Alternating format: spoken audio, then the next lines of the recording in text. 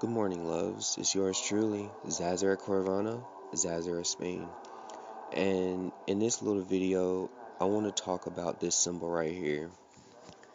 Okay, and the reason why I want to talk about this symbol is because a lot of people see me wearing it and they ask me, Z, where'd you get it? Like, where can I buy it or what have you? And I tell them, you, I tell them you can't buy it. It's not for sale and it's not mass produced. And the reason why is because this is a custom made symbol. Okay, there are only two in the entire world. I'm wearing one and I have another one. It's a silver one.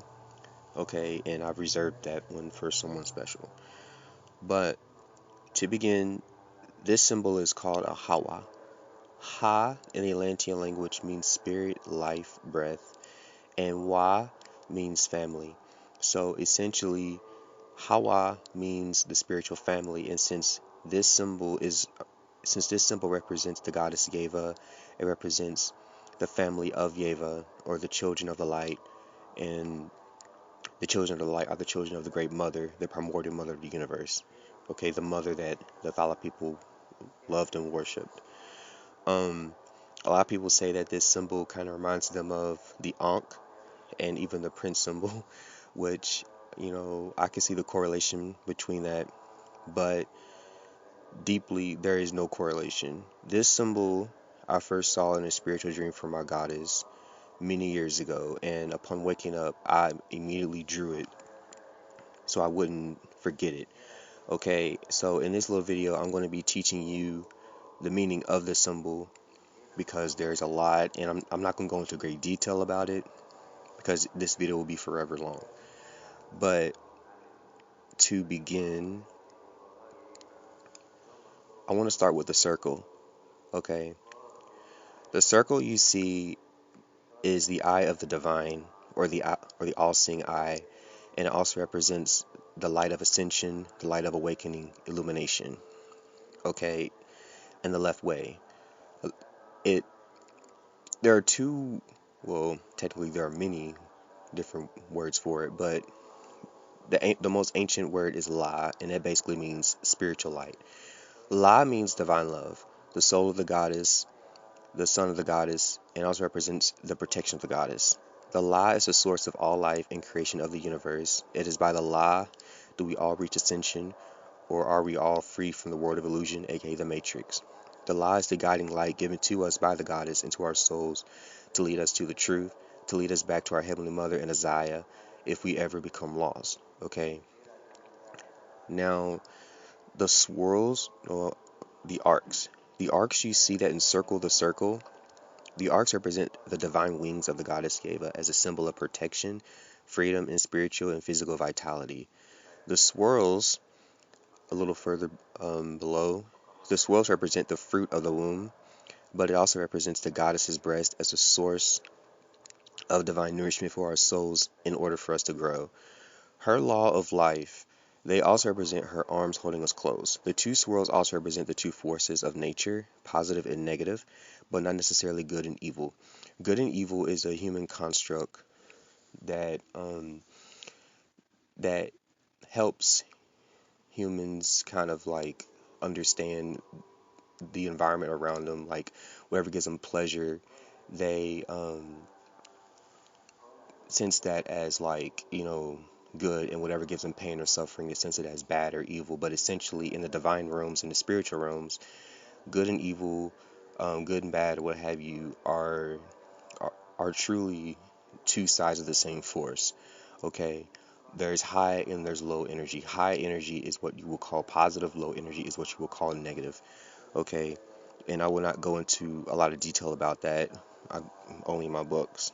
So they also represent the masculine and feminine energies of the goddess. The right swirl, or the right in Atlantean culture, represents the sun and masculine. The left swirl, or the left in Atlantean culture, represents the feminine, or the moon. Okay, and also indigo, blue, and violet are all feminine colors, feminine hues, and red, orange, and yellow are all masculine hues. Okay, green is more like a neutral, an equilibrium. Okay, Um, the swirls represent the natural polarity of the goddess Yeva, being both light and dark, good and evil, peace and war. She's the goddess of peace. She's the goddess of war. She's the goddess of creation. She's the goddess of destruction. Okay, that is her true nature. Okay, but in the center where the swirls meet represent her balance.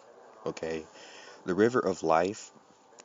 Okay, the line that goes straight down, that is called the river of life.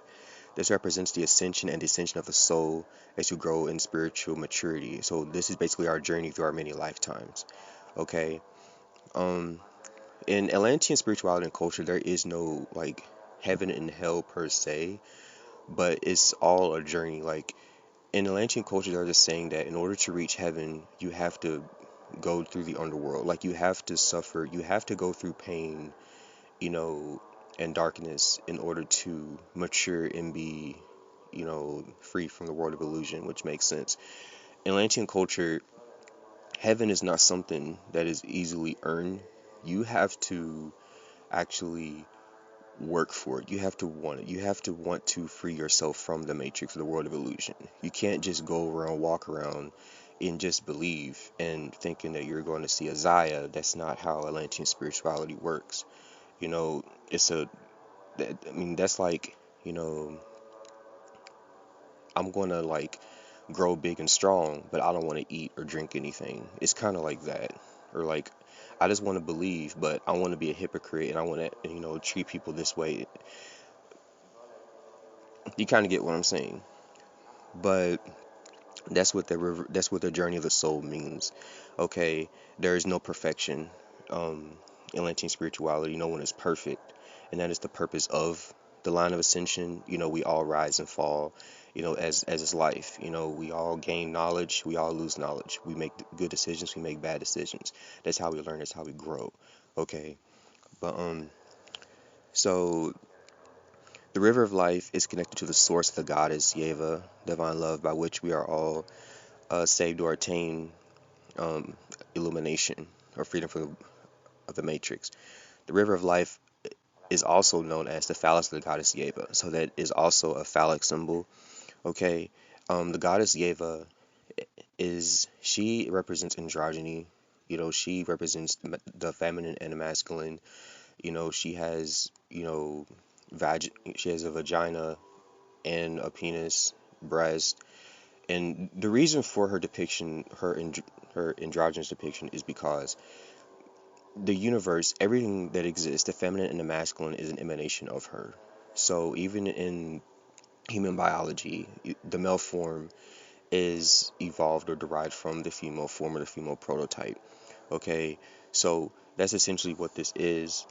In the river of life, or the quote unquote phallus of the goddess, also represents like the like it's connected to the spine of the spirit or the great spirit, which is connected to the third eye, and the phallic also represents one of the snakes, okay, or the serpent, or the savani.